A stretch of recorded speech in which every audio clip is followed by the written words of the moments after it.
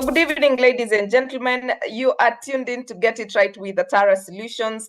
Get It Right with Atara Solutions is a webinar series that seeks to demystify issues in employment and entrepreneurship. And we have been doing this since COVID time in June. We started off in June 2020. And we are here on season 6. Fortunately for us, our seasons are almost a whole year. And so we are honored this morning and the privilege to be bringing these conversations to you every Tuesday and just trying to demystify issues that employers and employees go through and making sure that we are also growing as employers and as employees, because we cannot have the failure of businesses that the statistics have, and there's something we can do about it. So Get It Right with Atara Solutions is a webinar series that seeks to demystify issues in employment and entrepreneurship. It is brought to you by Atara Solutions in a partnership with a number of organizations. But before we get there, allow me to recognize the presence of my co-host, Madam Catherine Sidandi, who is our sign language interpreter. She supports us in being inclusive and just making sure that we are engaged and we are not leaving anyone behind. So Catherine Sidandi, if you have an event that requires sign language interpretation, you don't even require any event that you're hosting. You need to make sure that you're bringing in a sign language interpreter so that you can also support the hearing impaired and making sure that you're also making a difference in the society. So that is what Catherine Sidandi does here on Get It Right with the Tara Solutions. Besides Catherine Sidandi, we have our other partners. My co-host Richard Magoma, I don't know where he's at today, but he has been kind enough to host the last couple of sessions. Thank you very much, Richard Magoma, for that. And of course, the team at Atara Solutions, we appreciate you. We have several organizations that we work with. We have Pathway Solution Services, which is a HR consulting and training company. They actually have a lot of content on their learning management system, which is LMS. So if you're looking to train yourself slowly at the comfort of your home or your office, then you can sign up for the LMS that is offered by Pathway Solution Services, which is headed by Frank Wambari. He will be our speaker sometime in June. And then we have Panessa Training Institute. If you're looking to become a woodworking, if you're looking to harness your woodworking skills, then Panessa Training Institute are your people. They actually have an intake for May 25th for both Saturday classes and weekday classes. We have Wicklin. Wicklin is a carpet cleaning and sofa cleaning company. They have a machine that cleans sofas within 6 minutes. We have Kapula Mintito. Kapula Mintito is a coastal snacks company. They're located in Mombasa and they sell vipochopocho vya pwani.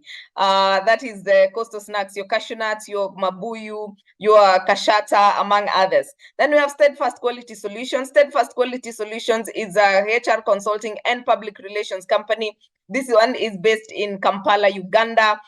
This is headed by our good friend, Mr. Herbert Zake, who supports us and makes sure that we have Uganda represented on the Get It Right with the Tara Solutions webinar series. And we have Profiles International. We are privileged today to be hosting the MD of Profiles International, who was also kind enough to let me know that it's actually Africa Month and we needed to do something about it. So what they do is they are the only people in Africa who have Genos Emotional Intelligence course. So if you're looking to become an emotional intelligence coach, you need to take the certification with Profiles International. We also have a good thing coming up. There's a launch coming up for something else this Thursday, and we will be sure to let you know what that is all about. We have Elsamere. Elsamere is a hotel located in Naivasha. It has one of the most beautiful views I have been to. It is very serene. By the way, for anyone who is looking to write a book, please go and camp at Elsamere. You're gonna love it. But if you're looking to take a bikecation, solocation, whatever cation you want to take, if you're looking for for a place where you can hang out with your friends, then Elsamere will be your place. They actually have a museum that they tell the story of Elsa. Elsa is a lion. And then we have Nilefront Cottages. Nilefront Cottages are cottages located in Uganda, Jinja. That is one of the most beautiful places I've been to in the other side of Kampala. Jinja is so beautiful. And then Nilefront Cottages are actually, the view from Nilefront is where the Lake Victoria meet River Nile. It is such an awesome view, and their sunsets and sunrises. Oh my God. You can actually drive that from Nairobi to Nile Front Cottages. It's Ginger. It's 2 hours from the border to Uganda. And then we have Labor Planet. Labor Planet do manpower outsourcing. If you're looking to get casuals or labor outsourcing, then you need to get in touch with Labor Planet. We have Liaison Group, we have Essence Park, we have Star Discovery, and we have K Square HR Services. K Square HR Services are located in Rwanda. They are our partners in Rwanda. Thank you very much, Steve Karangwa, for your partnership. And we keep growing together because we are making a difference.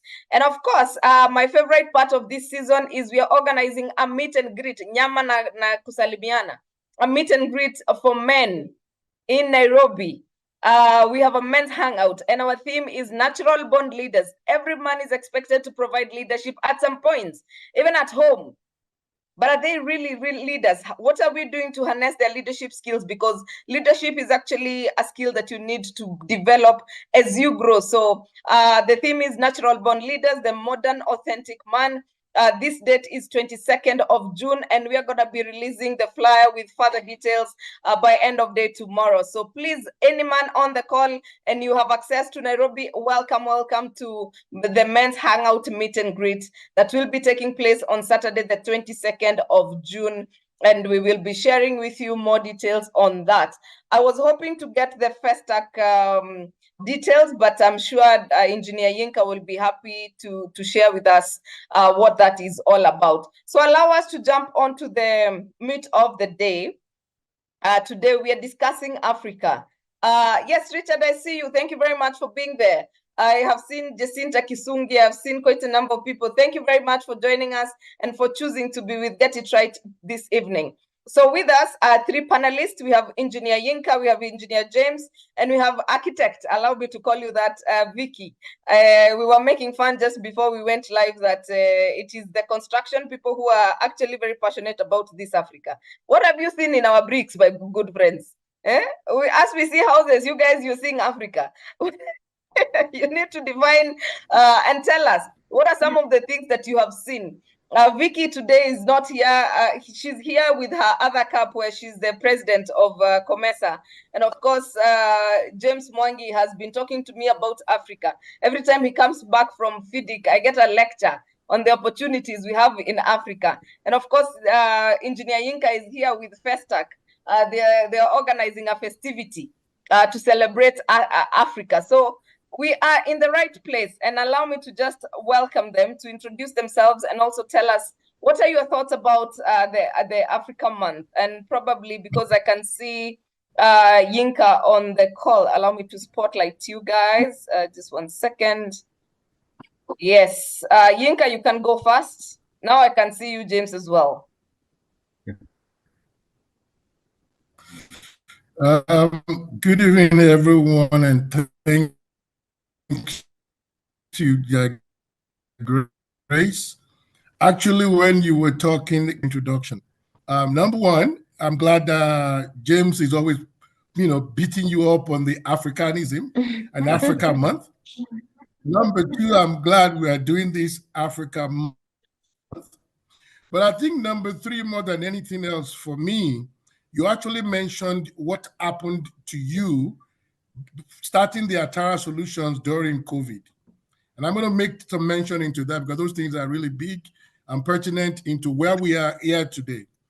As you all can see, my name is Yinka Bioye. I'm the chairman of Festac Africa Festival. I would say I was a chemical engineer, and I worked in a lot of industries, pharmaceuticals, petroleum, petrocatalyst, manufacturing, and on and on. My last corporate work was with a company called ExxonMobil, and I always like to tell my Kenyan friends, one of the things that make me a very vital Kenyan is I was part of the people that brought in chicken in and pizza into Kenya around 1990, about 24, 25 years ago. So you guys should give me a lot of kudos for having access to this type of food.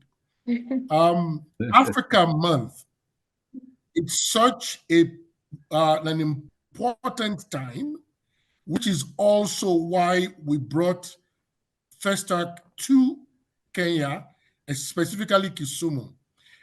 If you allow me, because it's important that I take the time to, since we are talking African Month, to sensitize all of us to the power of our continent that we might be living out.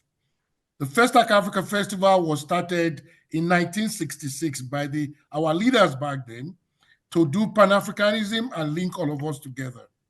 The festival died for 11 years. It was done again in 1977, and it died for 45 years after 1977. What made us bring it back was exactly what Grace was talking about, that during COVID, the world zeroed everything. So at that time, we saw an opportunity and a platform to bring all of us together. And there is no better way than doing arts and culture, travel, tourism, networking, togetherness within all of us to make the continent a better one.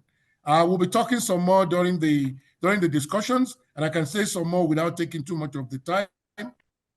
Welcome, everyone. It's going to be a wonderful ride this evening, talking about Africa, because that's the passion. Thank you.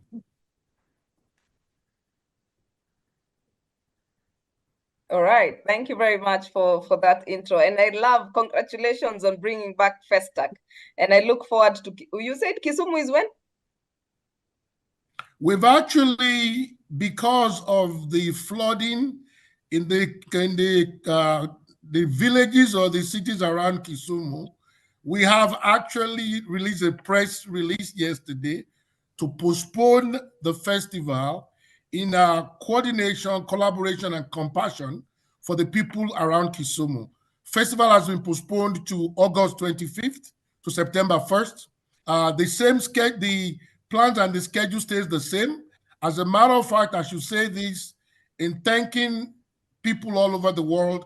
People have been supportive in our change of the date, and we are actually getting more people signing up for the festival.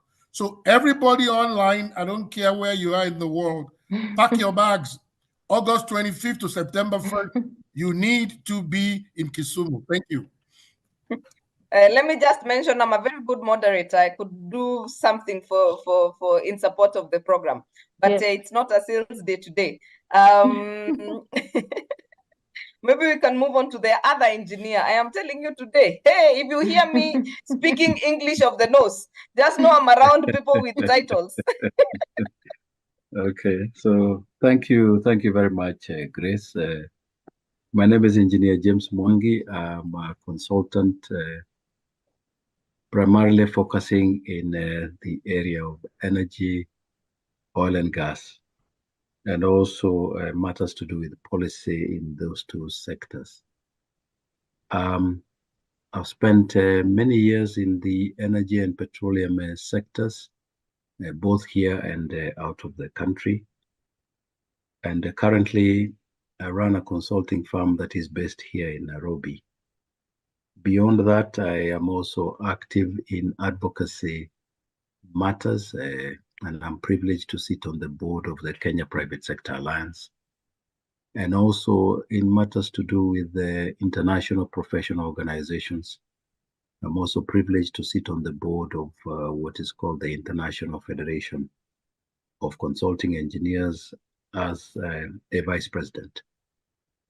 Beyond that, I have participated in many projects on the African continent, and I have seen the impact of those projects to the life of the people that are impacted by those particular projects. I think this is the time for Africa to rise, and more importantly, to recalibrate in terms of determining their journey going forward.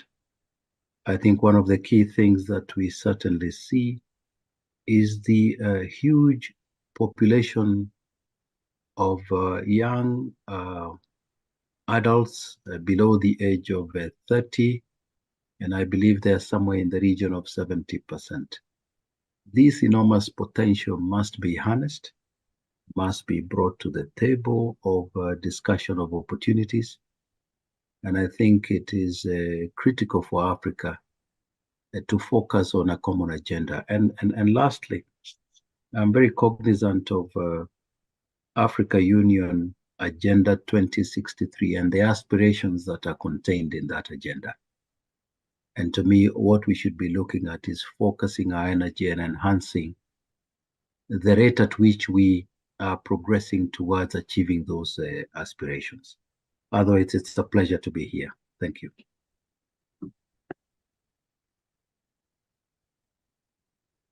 Thank you, Engineer James. And we can move on to Vicky.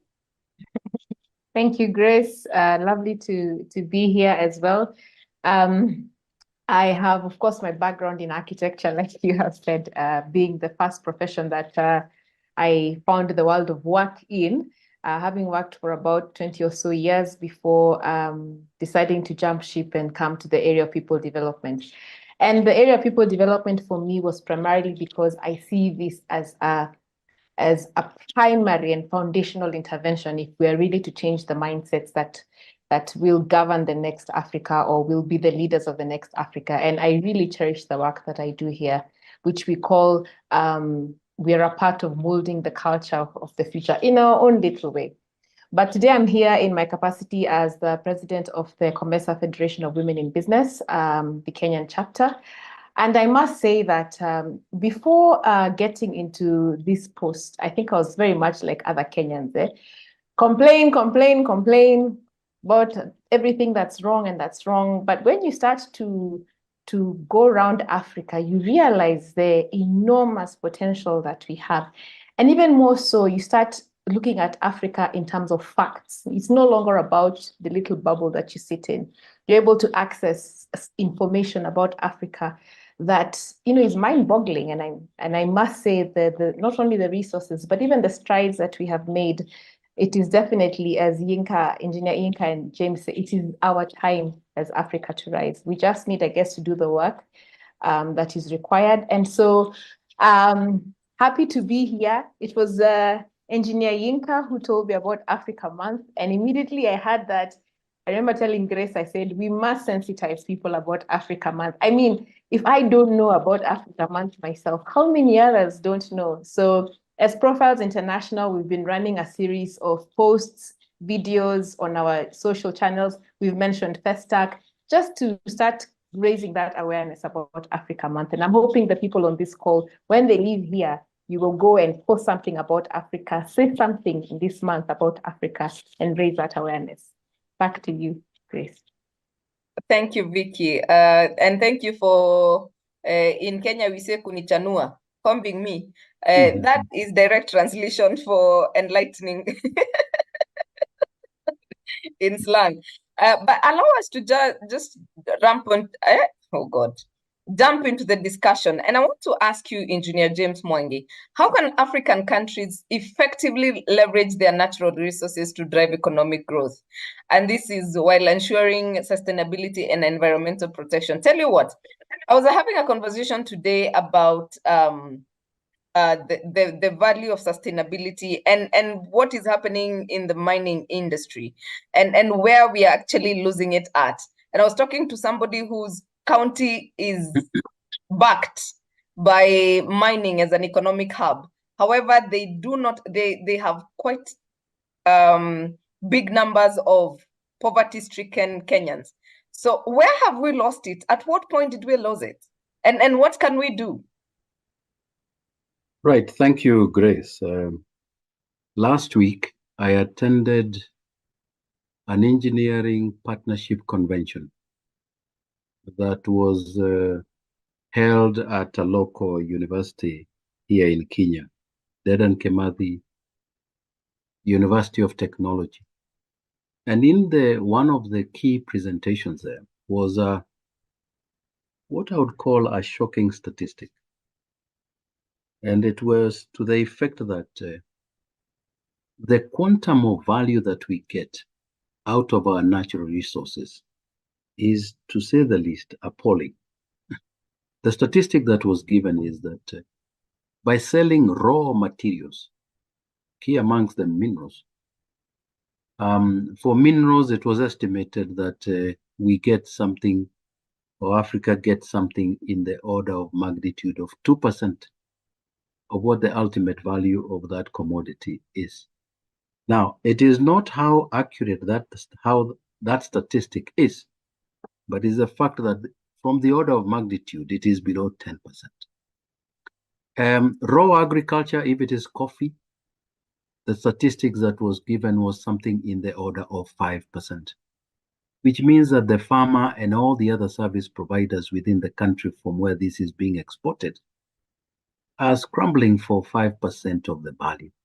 And somebody else who doesn't have that raw material takes it and adds value and realizes that enormous value from those raw resources. So what does that tell us? Is that the game must now change and change quickly such that we have capacity to do what we call value addition. Those raw materials should be leaving this country in their finished form, and we can then have systems to penetrate the market out there by having that commodity leave here in finished form. That means that we are looking at enhancing our industrial capacity, enhancing innovative solutions to extract value from those raw materials. And importantly, because we have a huge population in Africa of, I think, something in the order of 1.2 billion, 1.3 billion, that in itself is a vast market for those materials. I'm sure you have heard about the Africa Continental Free Trade Area that is looking at having Africa as one big trading area, just like we have the European Union. We bring down the trade barriers to allow these commodities to move up and down to the markets within this continent, even as we look at tapping international markets. Today, if you look at our countries, including ours, there is a huge disparity between the value of the things we import from what we export. And obviously what we import is significantly higher than what we export. And that is because you're exporting stuff that whose value is low.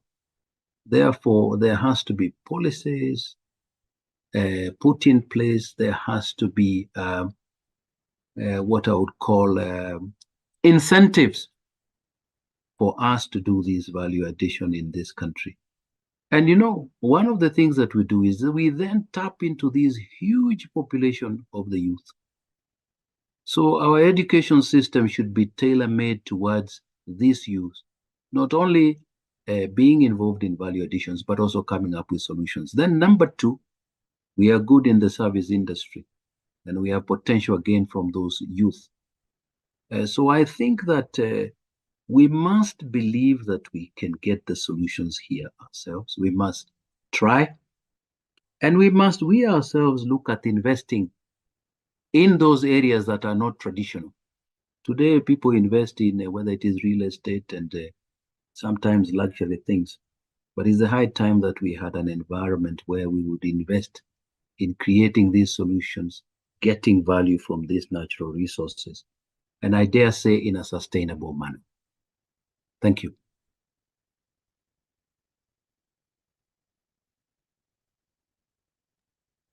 Thank you, James. I think that conversation is live, and especially currently where we have a lot of investors who are coming into Kenya. I was listening to a speaker the other day who was talking about the amount, they are number one exporters of coffee from their country, but we are also number one exporters of our raw coffee into their country. And I was just thinking to myself, so where exactly is the disconnect? Is it that we don't think out of the box? And is it that we are not creative? Because, I mean, have you seen the avocado farming that has started in this country? It's become like, it's another quail business. Everyone has gone into avocado and everyone just farms. No one is doing value addition. So I like what you have said, and probably maybe Yinka can tell us. Before he does that, Grace, I would like to say that I'm planting avocados, so tread carefully with that remark. Please value Sorry add. about that. Please value add. I mean, I am Yes. eating all the avocados I can, but I need avocado oil for my hair. I need avocado oil to eat. I take avocado powder. You know, you can crush the seeds and make avocado powder, which is an antioxidant. I mean, there's so many things you can do besides just avocado. I am sure there's something you can do with avocado. Ngozi, what do we call ngozi of avocado in English? That one. That one, yes. Yinka, probably you can tell us what are some of the innovative ways that can be fostered across different sectors in Africa to address the challenges and seize emerging opportunities.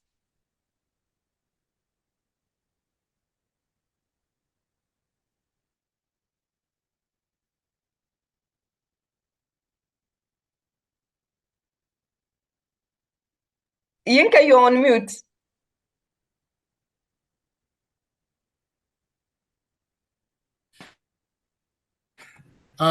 Okay. Can you hear me now? Yes. Loud and clear. Can you hear me? Okay. No, I was what my brother Jay was just talking about, because I think this is the biggest thing as concern for us as the people that are using Africa as a platform to bring us together and improve. Engineer your internet. You're buffering. We can barely hear what you're saying. What you say? You're buffering. Your internet is unstable. Okay, now? Now I can hear you. Okay. Can you hear me now? No. There's a buffer.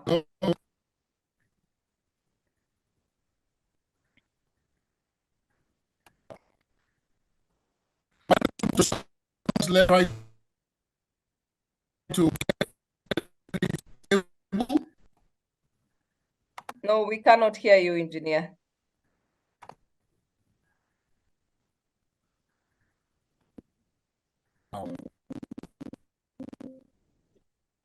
Maybe. No, we can't. We totally cannot hear you. It's buffering seriously.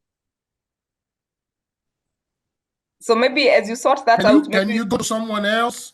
Yes. Can you go to someone? Wow. Yeah, that's what I was going to do. So as you sort that out, maybe we can go to Vicky, who can also tell us about Africa, because I know she's very passionate about Africa. So Vicky, what are some of the successful examples of initiatives or projects in Africa that have effectively harnessed opportunities for growth and development? And what are some of the lessons we can learn from them? I think there have been quite a few. Some of them, of course, pushed not by the Africans, but there are some pushed by Africans. The biggest one being, of course, M-Pesa. Everyone talks about M-Pesa, what M-Pesa has done, how it has revolutionized payments. And would you believe it? I think it was in February, I was in Tunisia for something. And over the radio, I kept hearing Kenya, Kenya, Kenya. And because I was speaking in French, I didn't understand what they were saying, and Arabic. And then so I asked the person I was with, what are they saying? And they said that Kenya is a cashless economy. They don't even pay things by cash. They just, money just flies. And he was asking me, so how does money just fly in the air? And you guys are just transacting. How do you access? And I told him, can you believe it? I can't remember a time when I didn't do that, because it is so second nature now.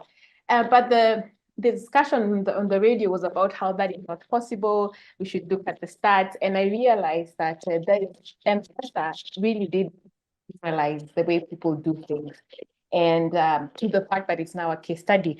So it was just interesting to hear that conversation from, it was like, the way you walk down the road and you're listening to KBC and you're just hearing your country being mentioned randomly. At some point you're thinking, hey, have we done something wrong? Because sometimes we're in the news for all the wrong reasons.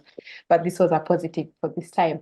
We have Vivo just the other day that was launched in AmCham. If you remember, there was a summit at Windsor And I mean, they started small. They started by just importing clothes.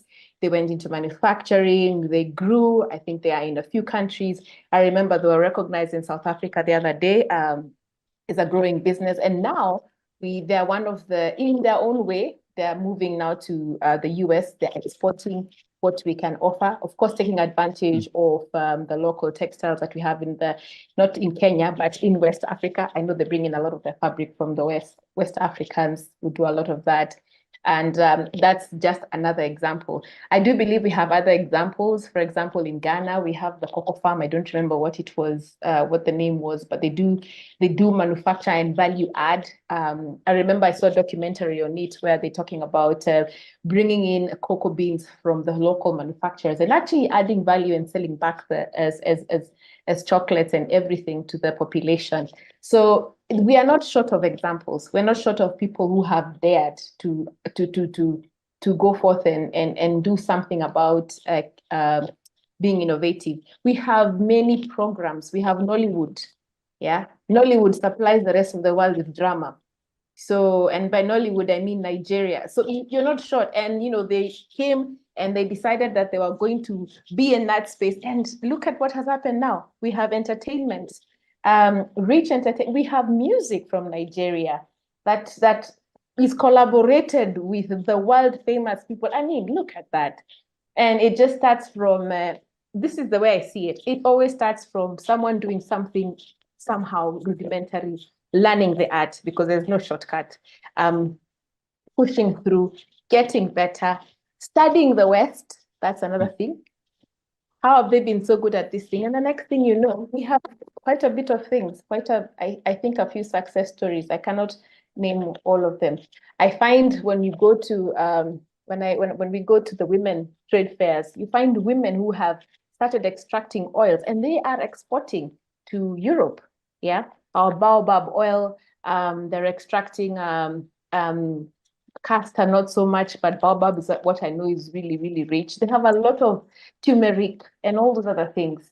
And they come together in an incubation facility. And you find the sad story sometimes that is one person who then is able to export and take the value and added the product to the outside. But we are not short of stories in terms of what we have in Africa. Yeah. That's correct. That's correct. And I tell you, I've seen our own SCZs and EPZAs. People are starting to have a lot of interest in that line of work, and just making sure that we are not only relying on foreigners, we are also doing it ourselves. Yeah. So that's very encouraging for us.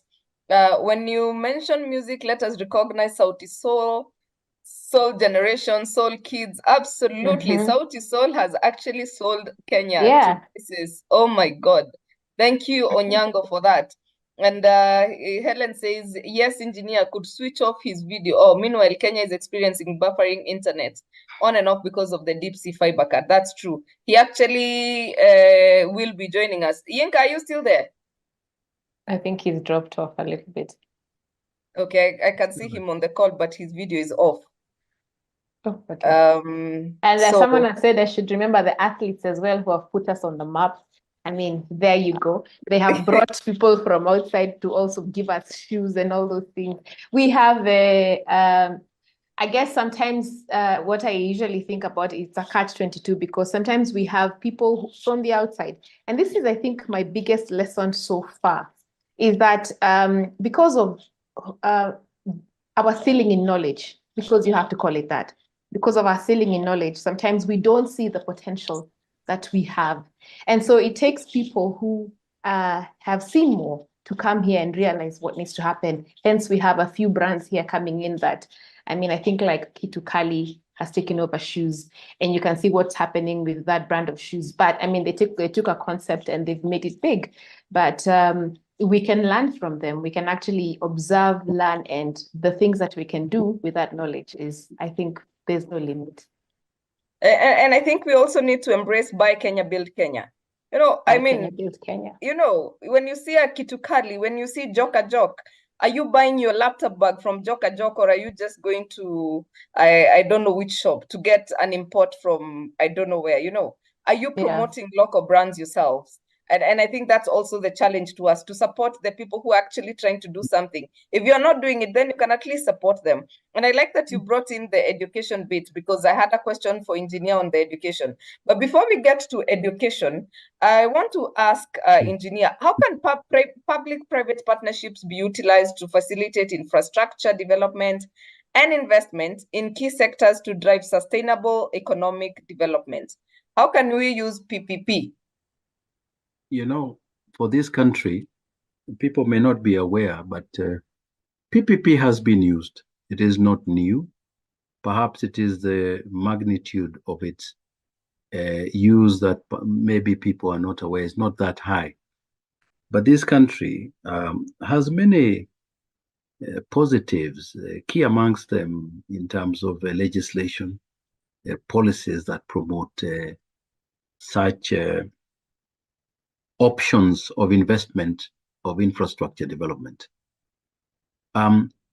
People should be aware that the electricity that we use in this country, a significant portion of it also comes from the private sector through what we call independent power producers.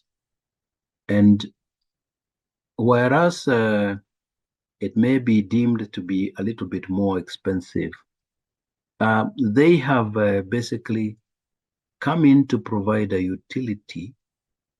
And in so doing, it is a form of public-private partnership. It's a public utility that is developed by a private sector, a player in the private sector. So that has been there, but more than anything else, we have a classic example like the expressway today in Nairobi. That is somebody who has put up that, and yes, we pay for it. But for those who would like to go to the airport and are pressed for time, perhaps they can see the value that you get from that particular infrastructure. So public-private partnership, the government has many needs of its budget and the taxes that it collects, and sometimes can only do so much. There are competing interests, key amongst them the recurrent expenditure. And then the amount of money that is left for development perhaps cannot push development of infrastructure at a rate that is probably aligned also with the rate of growth of population, and also at a rate that will spur the economy. And therefore the option, and this is an international approach, many countries have done this, including the developed world, where they have welcomed private sector money or private money to develop that infrastructure. So to me, we have the legislation, we have the policy. Yes, we may be going through learning lessons from that public-private partnership. But to me, it is good because it then frees the government to extend its budget to other areas. Key amongst them may be the social areas that have also a lot of social impact, etc. So to me, it is something that I believe should be embraced. And let me say this, public-private partnership doesn't mean that the money must always come from outside this country. There is money in this country. And it could be in insurance, it could be in mutual funds and other areas.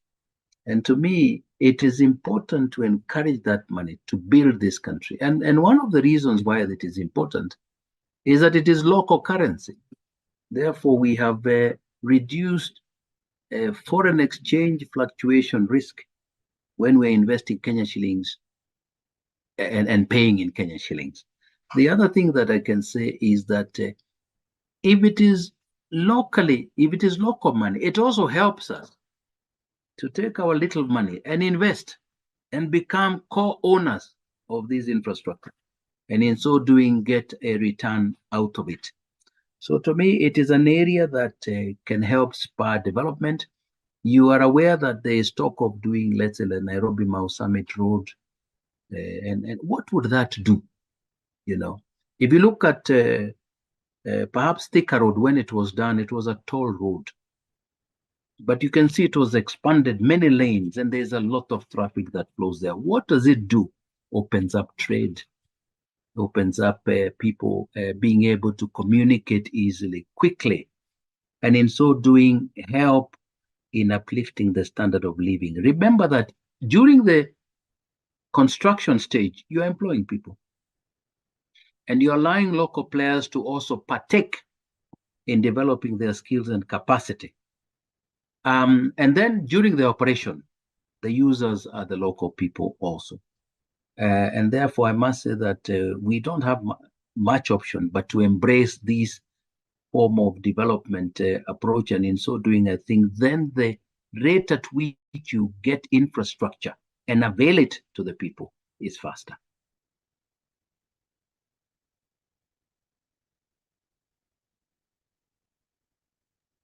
James, sometimes I think we can sometimes be very, I don't know which is the word to use.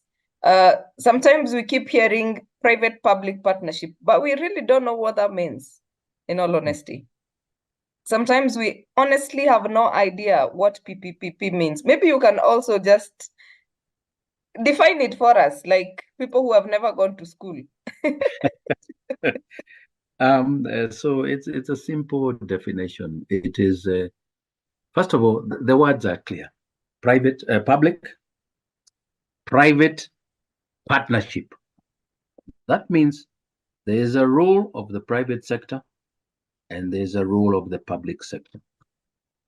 The government, in order to uplift the standard of living of its people and to help spur the economy, looks at developing infrastructure, be it buildings, rail, roads, name it, many different types. Dams, we are talking about using PPP for dams to make water available, sanitation system, drainage systems, name it. So these utilities, ordinarily, the government would provide using the taxes that it collects and also the borrowing that it does. But you see, borrowing, you also have a limitation to how much you can borrow because it depends with how much also you are taxing people. I know taxes are currently a sensitive topic, so I'll not want to dive into it beyond those few words. And therefore, government says, okay, I need this piece of infrastructure. I need the road, and I don't have the money for it, or I have so many competing interests for this money. And then they work up the private sector. Can you develop it? And can we get into an arrangement where you get a return for your investment? And that return could be through a charge levied against the use of that infrastructure. If it is a road, you have a toll road. If it is water, you're buying it. If it is electricity, you're buying it. And the private sector then takes the risk of developing that infrastructure. But there's also a risk that is also taken by government or whoever it is that will be collecting that money. We call them the off-taker. In the event that perhaps the consumption of that utility is not adequate to meet the returns that you expect. Remember, the private sector will go borrow money to build that infrastructure. And ordinarily, they will be borrowing at most likely commercial interest rates, although they could be competitive depending with the currency. The government could borrow it cheaper, but the government's capacity may be limited in terms of its capacity to borrow more and more and more.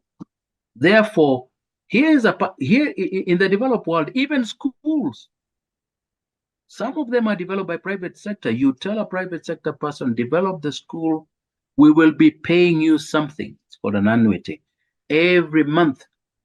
And you look after the school infrastructure. I'll bring in the teachers, for example. So it allows the private sector money to come in and help in the development of a country. So it is not the normal business per se, but it's a public good or utility that is required, which the government allows the private sector, and there is an arrangement for that private sector to be compensated for the investment that they have put in. Ordinarily, that infrastructure will spur development, it will spur business, it will allow trade, etc. I hope that elaborates what that unique and good arrangement is. Absolutely. Thank you for that. And I think we are now clear about what you're talking about when you talk about PPP. Good to see you, Engineer Yinka. I don't know whether your internet is much better. I know Nairobi, we are suffering because of the undersea. Can you hear me now? Yes, I can hear you. Can Speak again. you hear me now? Yes. I was told that because I was originally from Nigeria is why my videos didn't work and my internet went down because you guys were having discussion and I'm supposed to be out of, but I'm back now. Engineer Yinka, I must tell you that you have really missed out on a very rich conversation on Africa. But fortunately for you, we are consumers of Nigerian movies. So for that reason, you are our brother. I hear you. I've actually been hearing a lot of what is being said. Unfortunately, I couldn't put this video on. No, my microphone was not working. So I am on with you. Please go ahead. All right. Now, it's a good thing that you're back because there's something that you needed to tell us. What are some of the ways that innovation, that was the question that we had asked. What are some, in what ways can innovation be fostered across different sectors in Africa to address pressing challenges and seize emerging opportunities? How can we address the challenges and or rather, what are the challenges and how can we innovate and address and also seize the opportunities available?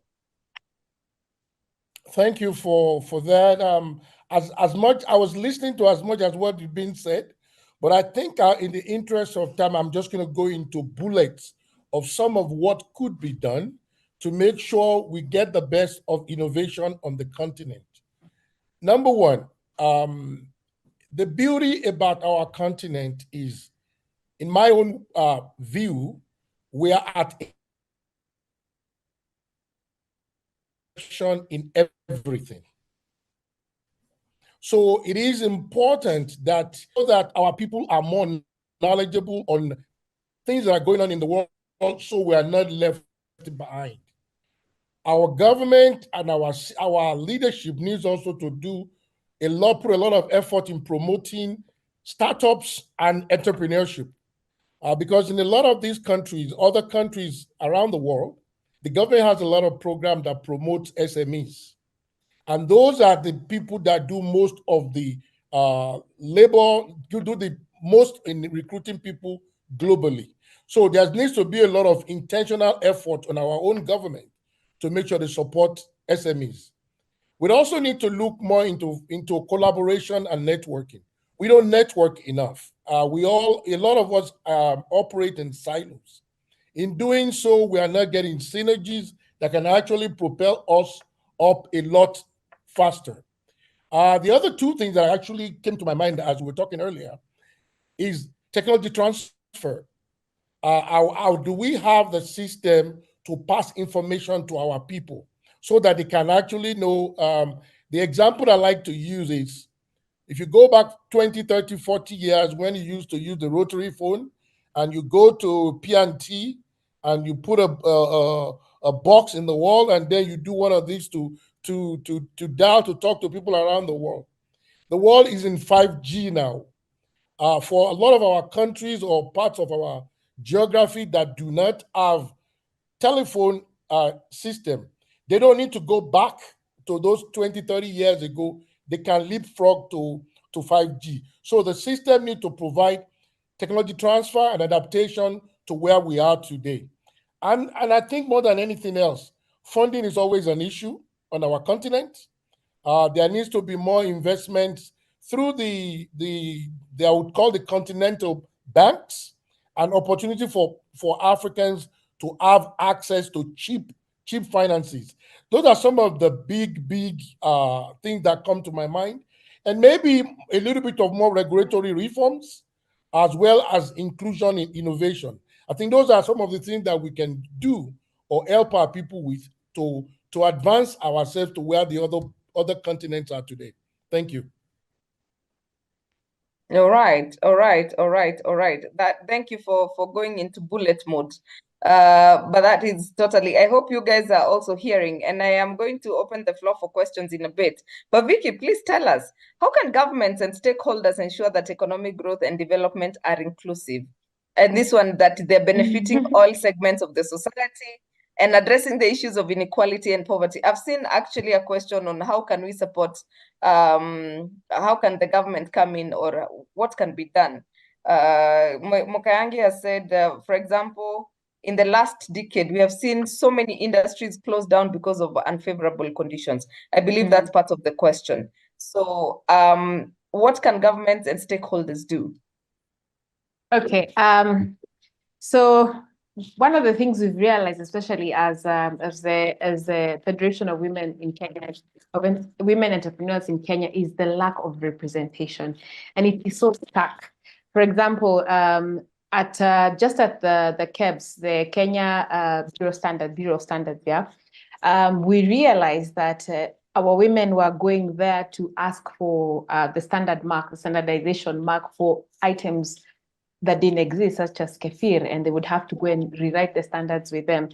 But because there's no representation for SMEs, yeah, really SMEs and women SMEs as that, they still get a lot of red tape, and they still get a lot of things not working for such a small thing, by the way, standardization, which can stop you from putting a product in a supermarket. And that in itself cuts you off from a lot of the market.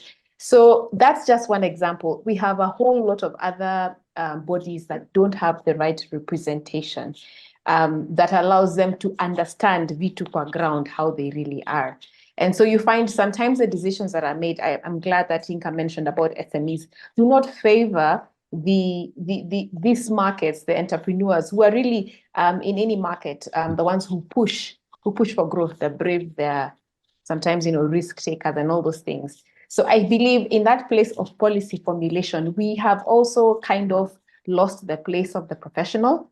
And I think that's something that we are ailing from. And that is why sometimes we find that some of the things are taking too long. Maybe they're not passing new policies or frameworks, but we're taking too long to recognize the changes that have already happened and how we can support the current trend or the current economic status, and to move us to what we're calling this particular nation that is inclusive. So policy framework has always been the domain of the government, and it will still remain the domain of government, and a lot of support is required therein. I believe we play a part in the lack of seeing the policies and frameworks that we want. And I think personally, I can also say I'm a culprit, because we as citizens tend to shy away with all our knowledge and with all the information that we have from what we call politics. And the thing about politics is that without playing it, you're not going to change anything. And politics is not a dirty game. Politics is how we actually get our voices to the forefront. It's how we get things changed. It's how we address systemic issues that do not allow us to move. So we should stop, especially as professionals, because professionals, you have a lot. You have experience, you have the actual education, which is important. One of the things I've also found is that the people with actual education sometimes, again, will not be at the forefront then trying to make noise. It is a difficult job, but it is one that must be done. Advocacy, lobbying, pushing must be done. And I think as Kenyans, we must get to that place where we realize that we have the power, if we want, to actually change a few things that are happening in this nation. If you don't have to lift a finger, you just have to make enough noise until something is done. I think the other way, of course, is education, upskilling, raising awareness, education, upskilling, raising awareness, education, upskilling, raising awareness, without bringing people, to a certain level and keeping on adding that over and over again. I mean, you can only be a few people here with so many people at a certain level. And Kenya, I must say, at least most African countries I've been to have invested in education, but maybe we need to also think about the others that are still lagging behind, because for us to reach that tipping point, that awareness has to be done consistently over a period of time, so that we are, as I said, don't have a ceiling of knowledge. And then with things like what we're talking about, Festac, supporting things like Festac, supporting intra-country initiatives. I think those are other things that we can start. I mean, we can see support for the things that we want to.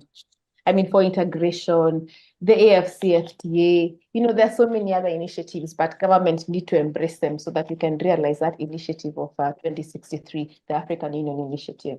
I can see Engineer has raised his hand. Okay, with your permission, Grace, I was going to laugh because I knew you had to comment on that. I cannot fail to comment on this because it's something I'm passionate about.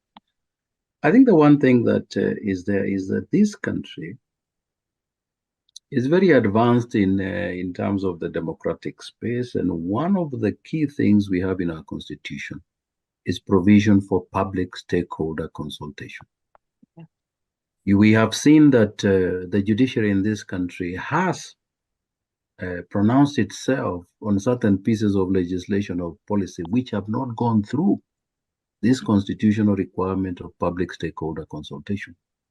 And, my many years at KEPSA through what we call the sector boards, and now at the board, it's about advocacy. And what is advocacy? I think the shortest phrase that we can use for advocacy is, if you're not seated at the table, then you're part of the menu. And the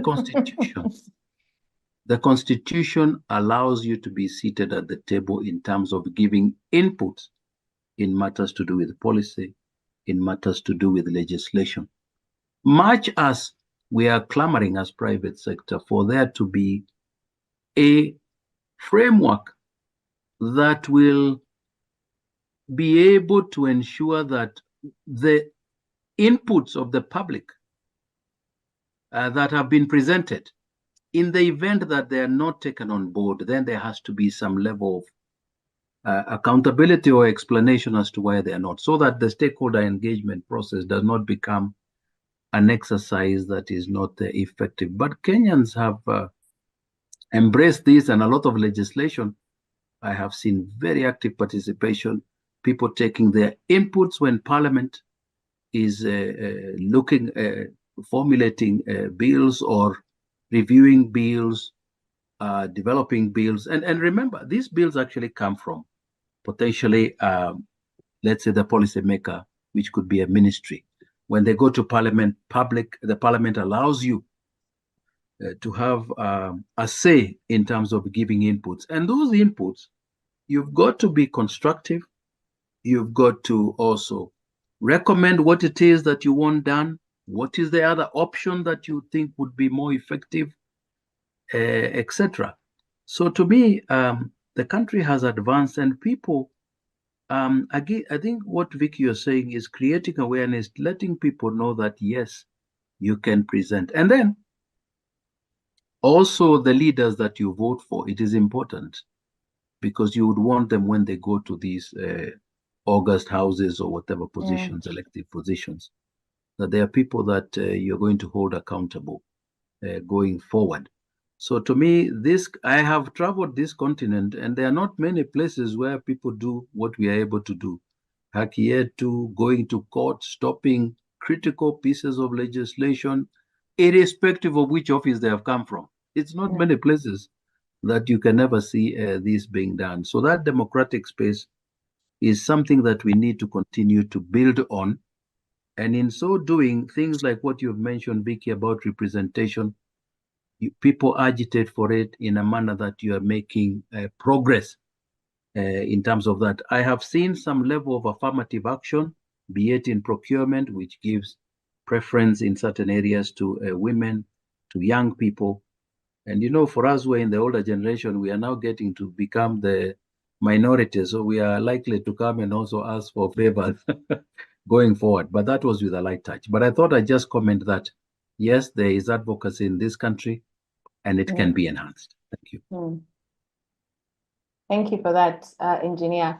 In the spirit of the African Union 2063 document, I usually feel there's still a bit of work to be done there, and because we like I said, we cannot be a few at the top, and there's quite a bit of things we need to do in terms of bringing ourselves to a level where at least we can move together, and I echo those sentiments. Yeah, the key thing is to make progress, but yes. Maybe to add on to what else can be done to reduce inequality. Inequality.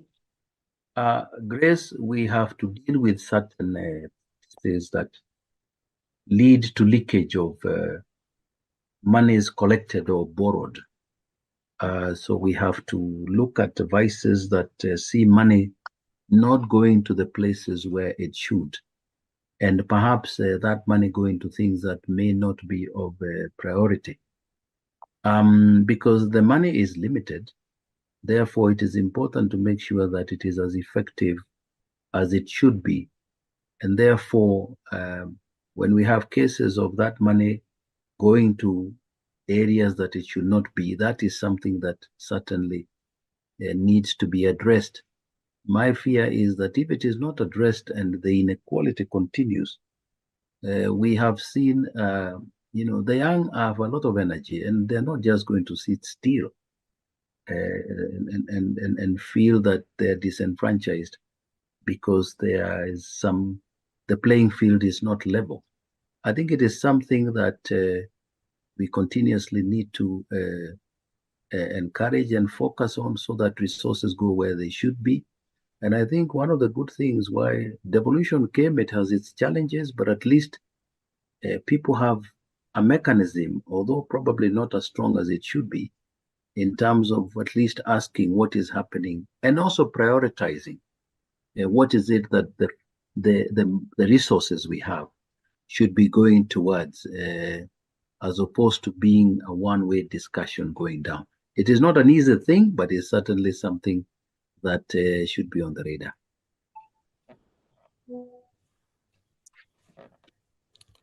All right. Grace, I just felt to add something to that. Both speakers have spoken extremely well. And I think another thing you'll find in a lot of countries or continents, it's derivatives on how the government plans where the incomes are coming in from different parts of the country. What is critical, as you can hear, a lot of times is, the what happens to the minority. In some cases, you have the places where the minority geography is actually where the funds that's feeding the country is coming from. But because they are either not educated or they're not exposed, they are being marginalized. So a true system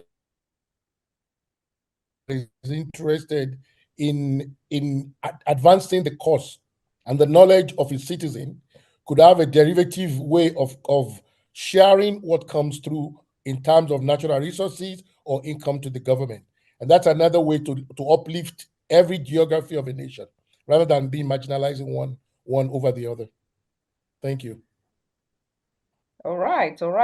Thank you for that discourse. And probably, Engineer Yinka, you can tell us, how can regional integration efforts be strengthened to promote intra-Africa trade and cooperation to enhance economic development and stability? I think this is where I thought Vicky was my salesperson. And this is where I get to be the one selling Festac to you. And maybe if you understand why we started Festac, you will see where we came from and where we're going. As I said earlier, Festac was brought in to demystify the colonial masters to us. I was brought in to open our minds, to understand we are the same people. It was brought in to, in our mind, erase the lines that was drawn to say Africa, this is Kenya, this is Tanzania, and then so a line that exists on paper that none of us have seen the lines before, especially the tribes that live on that line. So after, I would say, myself and some of our directors' lives of either in sciences or in other forms of job, we realized to move Africa together to improve trade between us. Craziness is when you are doing the same thing for 30 years, you are not seeing an impact, and you continue to do the same thing. One of the things that is lacking between us is integration between our regions.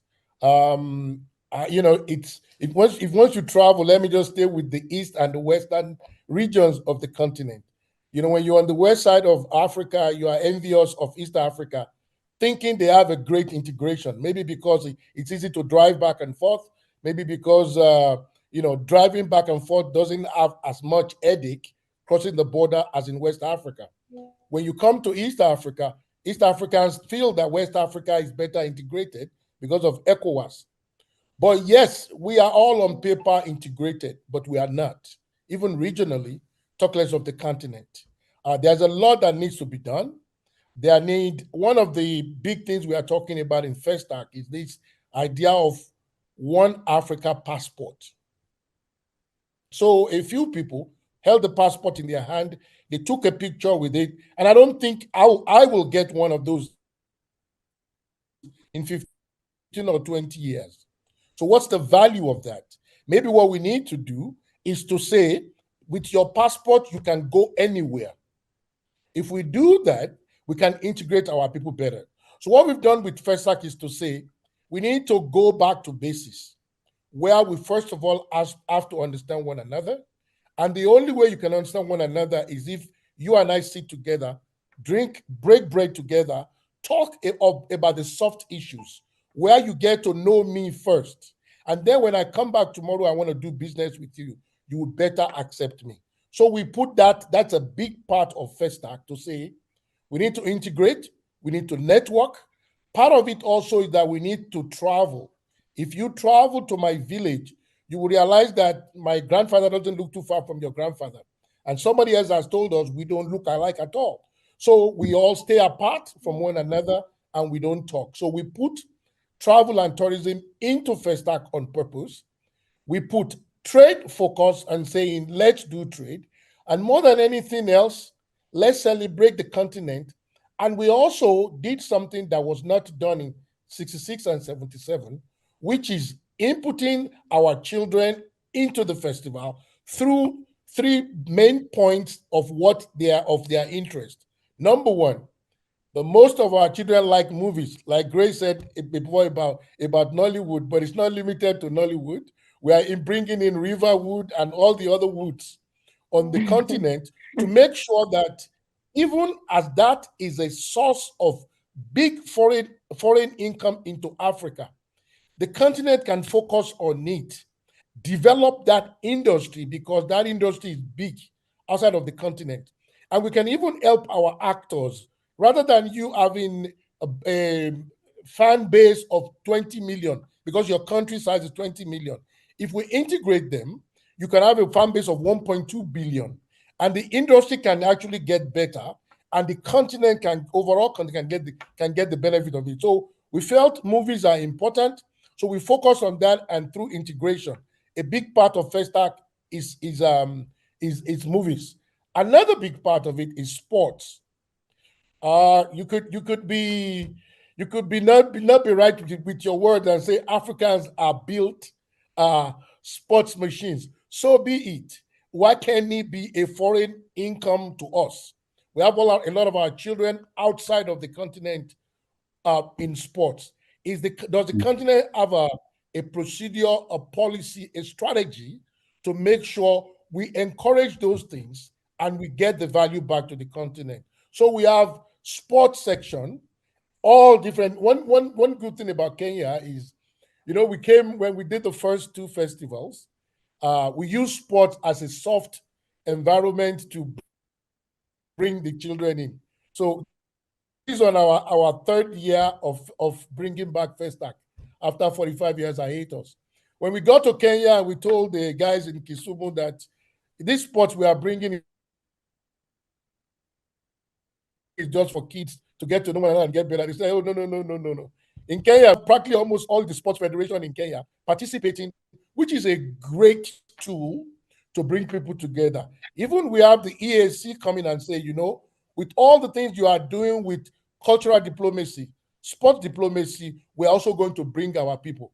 So for us as on the platform, we can't sit down and say, well, I'm going to sell you a bag of rice. No, what I'm going to sell you is the power for you to sit next to your brother and your sister from another country or other part of Africa. Realize you are both one.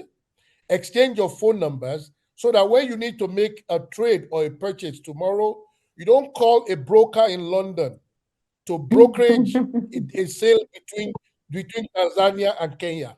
So that's the big part of integration on what we can do to make the continent a better place. Thank you. And maybe I can add on that because I've also seen it work in our women forums when we don't have to have actual physical trade fairs sometimes. Even having the digital platforms, like I know we have one in, I think for the AU called the 50 Million Women Speak, and such initiatives that shortcut what Yinka is saying. You don't have to export your goods outside for them to be imported inside. Those are some of the ways that I've seen integration start to work. I guess the only thing there is how do we trickle it down even to the MSME as well to be able to take advantage of that particular platform. So digital platforms, taking advantage of the digital age is another way that we can actually enhance interaction and trade. Grace? Yes. I just wanted to add that part of that integration also is identifying economic corridors so that infrastructure can be developed in a manner that will allow goods in both directions to move, and in so doing, help different countries exploit the synergies that they have. So today I know that you'll hear about economic corridor. You remember we used to talk about LAPSET. That was meant to be, that is a corridor that is meant to open access to South Sudan, Ethiopia, and by extension, that corridor could then even go into Uganda. So the fact that you can have a focused thinking between countries to try and look at trading routes and what it is that different countries can do in the development, that I think is important. How is it that China talks about their road, Belt and Road, whatever they call it, far away from where they are, but they are developing that Belt and Road to open up corridors for them to move their goods to those far-flung markets, and key amongst them Africa.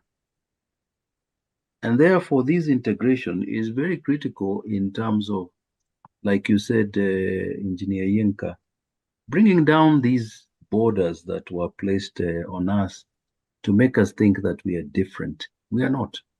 And we were not before the borders came in. And therefore, I see the encouragement, the fact that you can focus on what you have and see to it that you can trade with what you have, I think to me is an excellent opportunity. So these trading blocks, and ultimately the big one for the whole of Africa, I think is critical. Then infrastructure development, you're developing it, not just focusing on your country alone, but also looking at how it ties in with the rest of the region. And what it does is that it gives people opportunities from that particular region or block. And I think that is very positive. All right. Wow. This conversation should have come in like in January so that people can start implementing things. By now, we would be doing M&E of first quarter achievements. Nonetheless, we are doing well. Monica says, I think we also need to learn the history of our African heritage and appreciate our identity as Africans. That way, we also compare and learn from others, we are also self-aware and confident of what we have to offer. And that's absolutely right, Monica, because that is, I mean, appreciating patriotism for the African continent. I think it's something that we cannot take lightly. Onyango says, Vicky, the common mwananchi, especially the ones back in the village, should be our main focus as thinkers. We need to try and solve the marginalization in pursuit of equity. Perhaps we need to brainstorm more on reversing the rural-urban migration.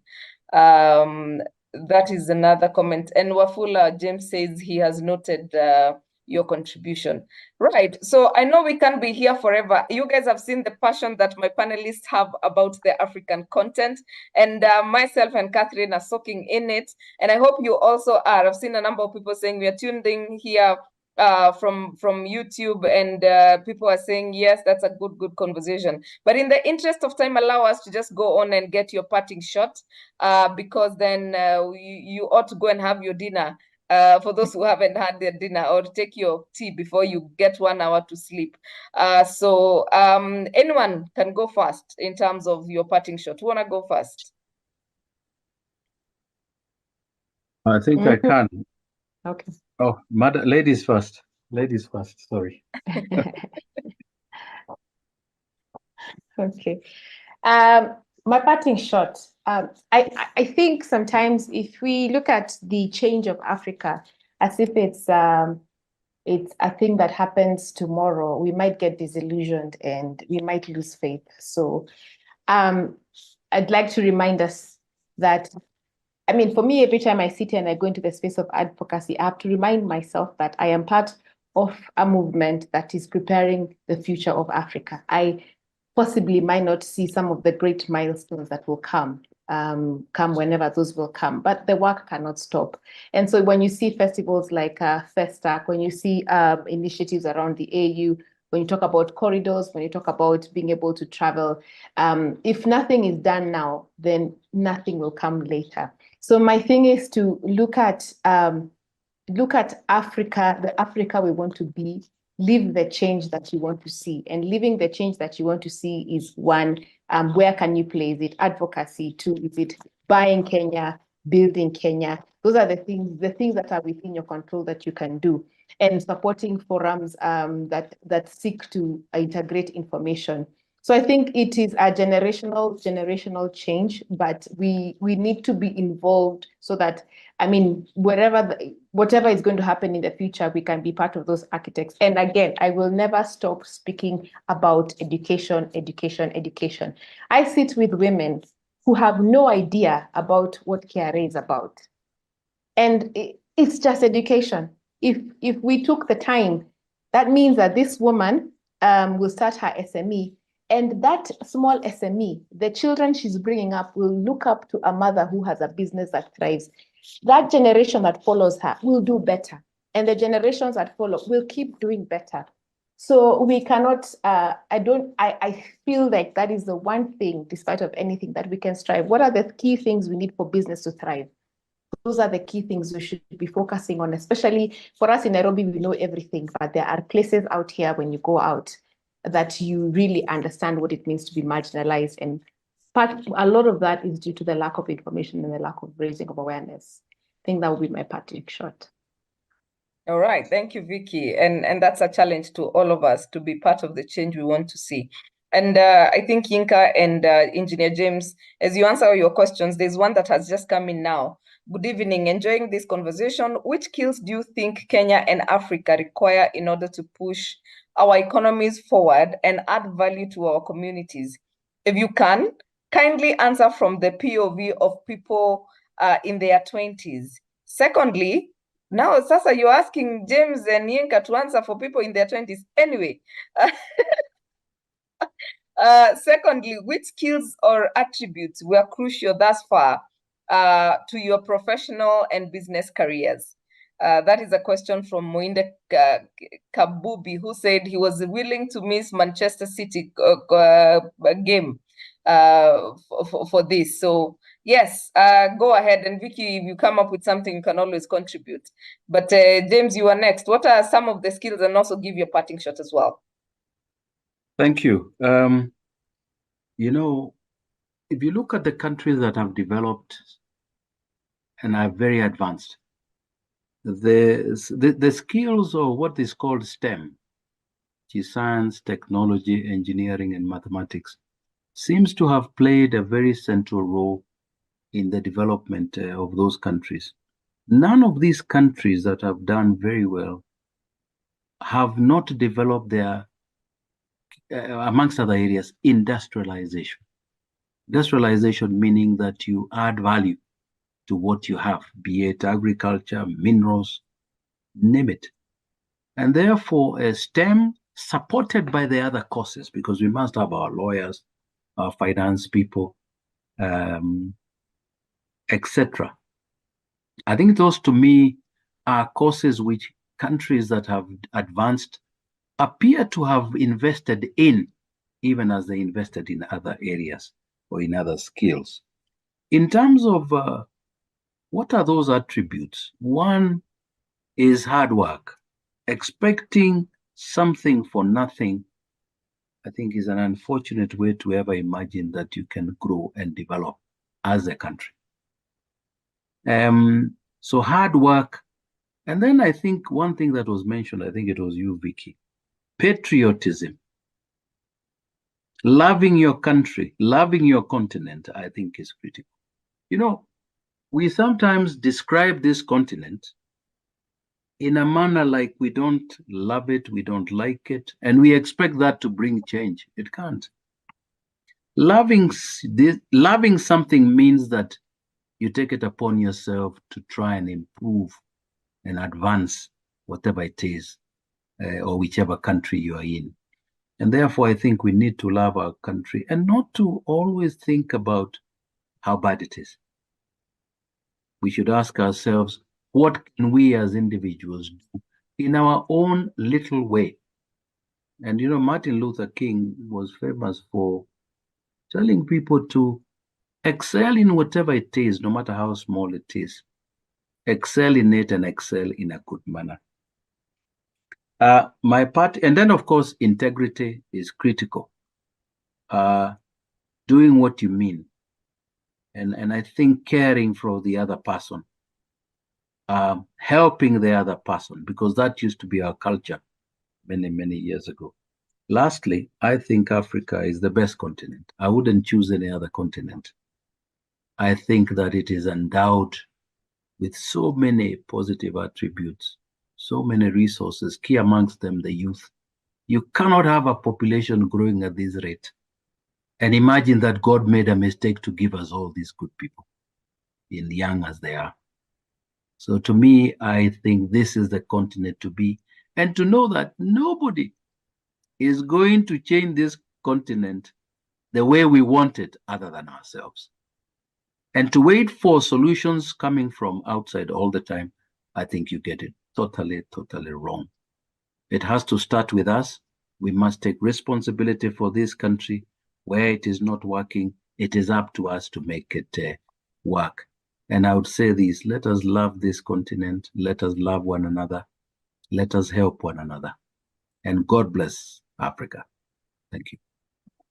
Thank you, thank you. Vicky, I've seen a huge story posted for you on the chat on your comment about architectural and urban planning. And I can see you're typing an answer, so I'll leave you to keep typing. And let me type it. Okay. And Engineer Yinka, as you give your parting shot, Mr. Anthony Okore says, can we also address the issue of hospitals in Africa to avoid migration of sick persons abroad? A sick nation cannot thrive. Yinka, you can take that as you give your parting shots. You're on mute, Yinka. Thank you all very much. You are very correct. A sick nation cannot thrive. Yes, some professionals, investors are doing a good job in building hospitals. Again, access to finance is a big deal. So our leaders and our government need to do more in quality and high standard hospital infrastructure to support the populace that cannot afford the expensive medical services. But there are certain things that actually James said that I want to dig into. The power of loving Africa. First of all, for everybody on the line, if you look at the shape of Africa, it's the best shape of all the continents in the world. That alone should tell you we are sitting pretty. Number two, all the indices of what the world needs today to go up is in Africa. The youth, the land, the agricultural or arable lands, the minerals, we have them in abundance. Not only do we have them in abundance, in a lot of cases,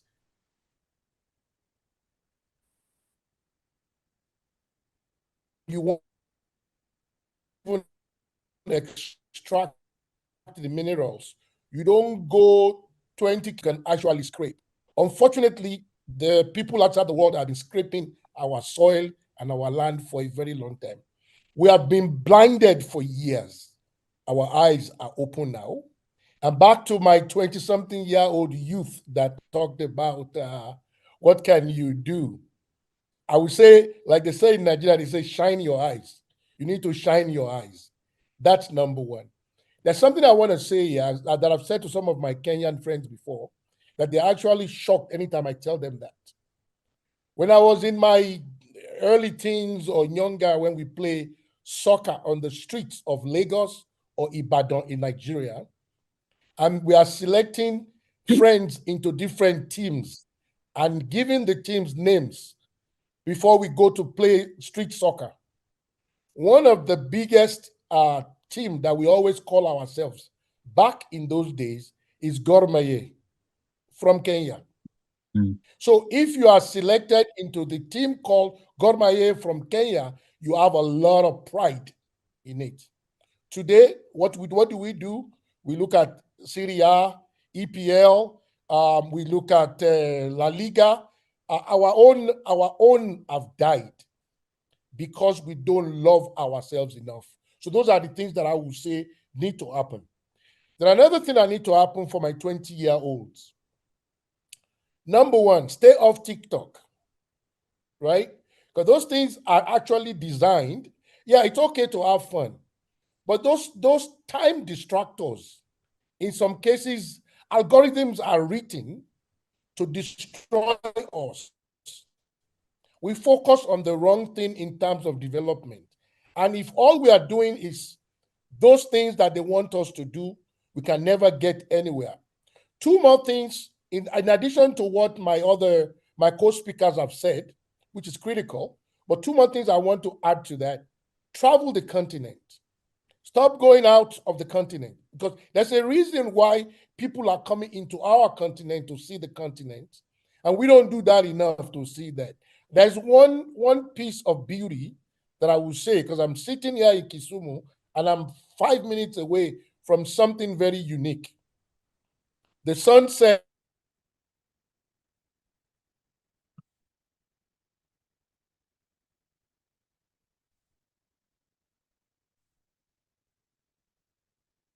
minutes of sometimes 7 minutes of sunset alone. I can take the survey now and say how many Kenyans have even seen that. Okay, so we need to love to love. And lastly, for my 20-year-olds, at that age, take more risk. If you fail, you can still bounce back. And the good thing about life today is a lot of us that are your parents, times have changed. When we were younger, a lot of us, our parents depended, their future depended on us. So we were very risk averse. You know, if I do something and I go wrong, man, my grandma will be hungry, my grandpa will be hungry, everybody in the village will be hungry. That is kind of going away right now. But when you are in your 20s, take a lot of risk because if you fail, you have more time to try again. And if you are lucky and you win, we all win from your success. Some of my other parting shots, because I don't know who's online, and this is actually a message to the leaders. I might be lucky. Maybe James will go and tell the leadership of AU or Africa tomorrow on some of my parting shots to them, because it's very important. We need infrastructural development collectively on the continent. If your house is better than mine, you are not going to enjoy your house. So my house also needs to be nice. Our roads need to link. There are plans for our roads to link as far back as over 50 years ago. Not all of our countries have done what they needed to do to link us together. We need to link. But having the power to link, a lot of things is going to happen. We need to provide cheap money for our business people. A lot of time when you go to borrow money in Africa, if you borrow money outside of Africa, you borrow prime plus. So you can take risk. But in Africa, when you go to sign the paper says you are borrowing at 27%. And then there's that 1% for something, 2% for smiling, 3% for jumping up and down. By the time you leave the bank, you are 35%. There's no way you can make it. So you go get a business to do. The only business you can do with a 35% interest rate is the one that you are not going to do. So you take the money, you don't do the job, and the whole country and continent suffers. We need to develop our skills. There need to be opportunity for people to be educated. And education is not about reading big books. Sometimes trade schools is needed for our people to be able to earn income as quickly as possible. Our leaders need to focus on regulatory programs. Today, a lot of people come into our continent to do business. We don't even know how to regulate them. So they now come in, they drain us, they leave. And then we are sitting at, like James said, 2%, and we are celebrating. And we have a lot of children that don't have anything to do. By putting the regulations in line to say, if you're going to come to my land, my kids are smart enough, they can read and write. I give you 1.5 years to develop my children, or else you leave. And then our leaders should not allow those people and make excuses for them by giving them the waivers and waivers and waivers. If you don't force it, they're not going to do it. So it needed to be forced. And lastly on that, before I get to put you guys in the first act mode, we need to remove all the trade barriers. Some of them we want.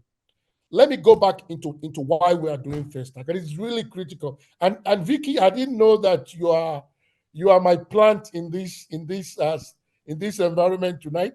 I really appreciate your passion towards first act because I didn't really know you had this much passion about it.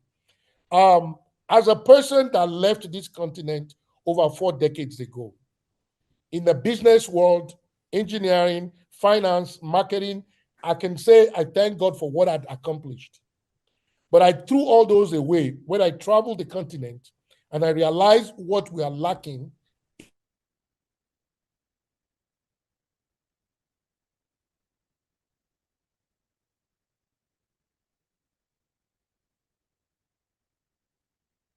Or grow this continent if we don't come together to know one another. It has not been easy, but it's a commitment to make sure, I would say, somebody asked me, can you ever be as big as 1977? In 1977, I think Nigeria probably spent money with dollars with 9 zeros on the festival. And it did a lot of good for Pan-Africanism, for Blackness. We are building it back. I told my team the day we hit that 77, I will retire. I will go under the palm tree and start drinking palm wine. I'll give the rest for them to do. But in the meantime,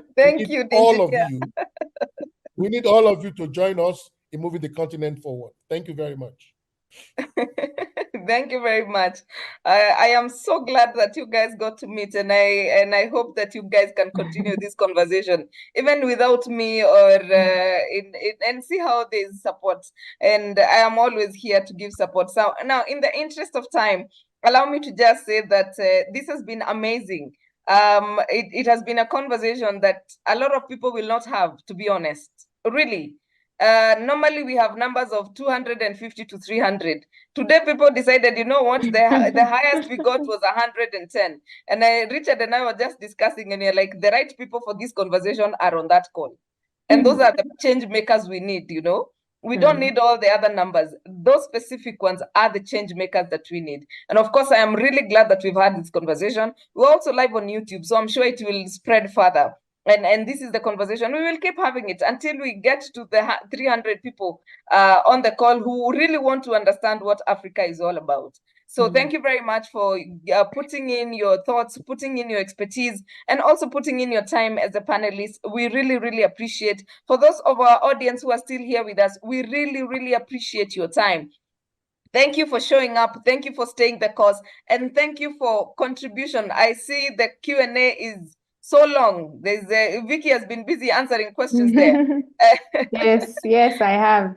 Yeah, so this has been an eye-opener, really. And I hope that in future we are going to have more conversations and we are going to keep changing the world and being part of what we want to see and creating the Africa we want for Africa, because that we owe it to ourselves, really. So thank you very much for your contribution. Thank you for preparing for this. And I hope that soon enough we are going to have more conversations about it. And that we are going, all these opportunities we are talking about, we are going to practically see to it that some of them are actually working. And even if it's just a policy here and there, or just a conversation and changing the mindset of our own people, because I think that's a serious thing that we need to have, a mindset shift. So to our partners, thank you very much for your contribution. Finally, engineer, we got the logo for Festac on our, what do we call it?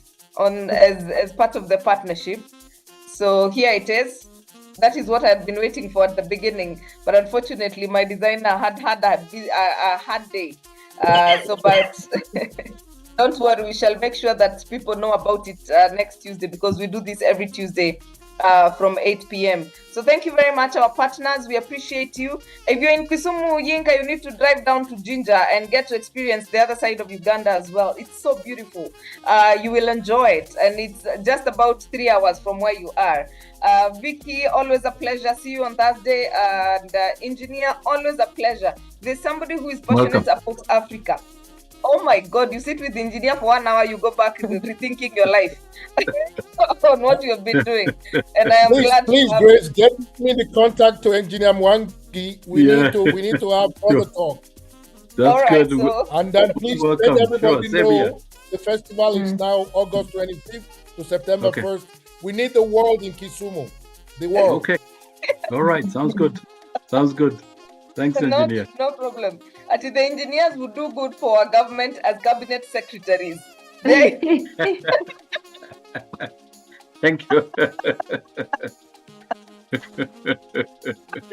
And for women on the call, let's join the women of Africa in business and be part of the change we really want to see. So thank you, guys. And from this on, I wish you a lovely, lovely night. And to you, our audience, see you next Tuesday, same time, same place.